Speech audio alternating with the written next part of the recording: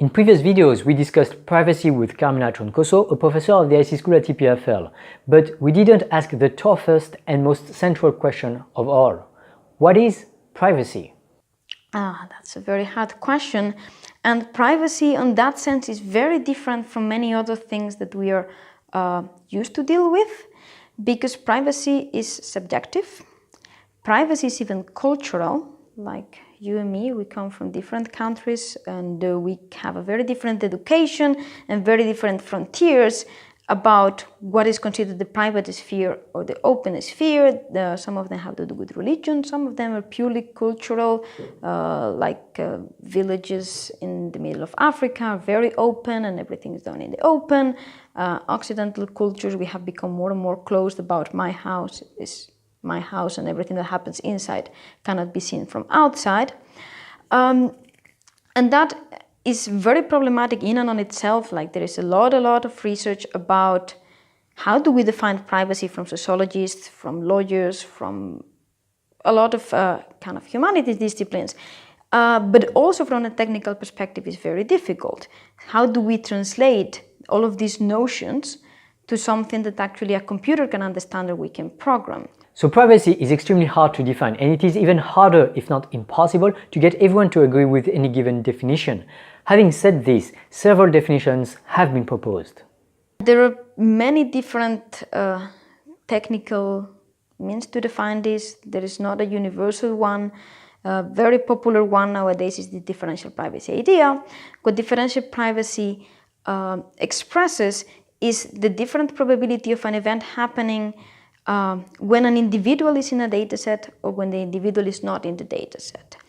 And the idea that it tries to capture is that if my observation is the same whether your data is inside or it is not inside, that means that my observation gives no information about you. So intuitively, differential privacy is defined with respect to some database we want to protect. And roughly speaking, the database will be differentially private if when someone retrieves information from the database, the information is essentially the same whether you're in the database or not. And this is a very interesting definition because mathematically it's very elegant, very easy to work with.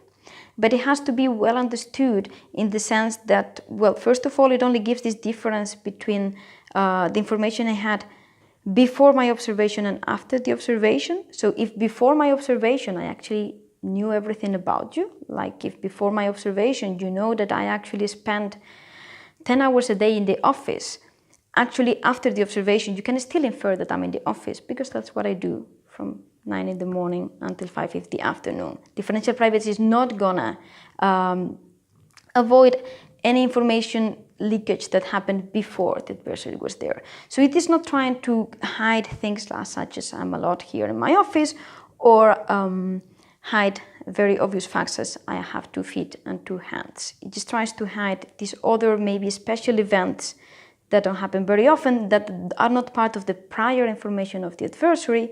It tries to obfuscate those. Differential privacy also has flaws, especially in terms of its applicability in certain cases. The other thing of differential privacy is that it only works where the quantities that we are studying are not sensitive. Are not sensitive. The sensitivity in the sense that quantities can vary a little bit, or quantities don't contain enough information about the event of interest. For instance, when you aggregate data in a database of a lot of users, the contributions of a particular user to this database doesn't alter much the statistic, the average, having one user more or one user less. Now, if there is only one user in the database, probably differential privacy is not going to help you very much because this guy is the only one in the database. So it's a very nice definition, but it can only be used in particular cases and under particular circumstances. And it's very important to understand what is the protection that is actually given to the user. It's not a magical bullet, it's just a very nice bullet. So what are some alternative definitions of privacy? So many other definitions that we have nowadays, actually some of them derive from the idea of differential privacy, and this idea that has been going on for very long in cryptography, which is this indistinguishability of given an observation, I should not be able to distinguish what happened before. So the idea is the same, but the mechanisms we use are not actually differential privacy mechanisms. So one definition you can have for privacy, for instance, for anonymous communication systems, is given my observation over the network, I cannot distinguish if Carmela was speaking or Carmela was not speaking. Other definitions that are very popular are based on the adversary's error. So given a privacy mechanism and the output of the privacy mechanism, you measure what is the adversary error, so what's the probability that he actually guesses right what happened or that he guesses wrong what happened. Let us assume that the event is me buying something on Amazon, and I use a privacy mechanism that every time I buy something on Amazon, it also shows some other items that I could have bought. And then you actually, when you see all of the things that were recommended to me, you want to know which exactly I bought. So we would measure the error as how many times you actually are right. And in this sense, privacy can come from actually two events, and that also makes it different than many other notions maybe. It can come from the fact that you never guess right. It means that the amount of true positives, the precision of the adversary is very low. Or it can also come from the fact that you have so many options, so you get so many false positives, that actually the fact that you have mine doesn't give you any information because you cannot really distinguish which of the actual items I have bought.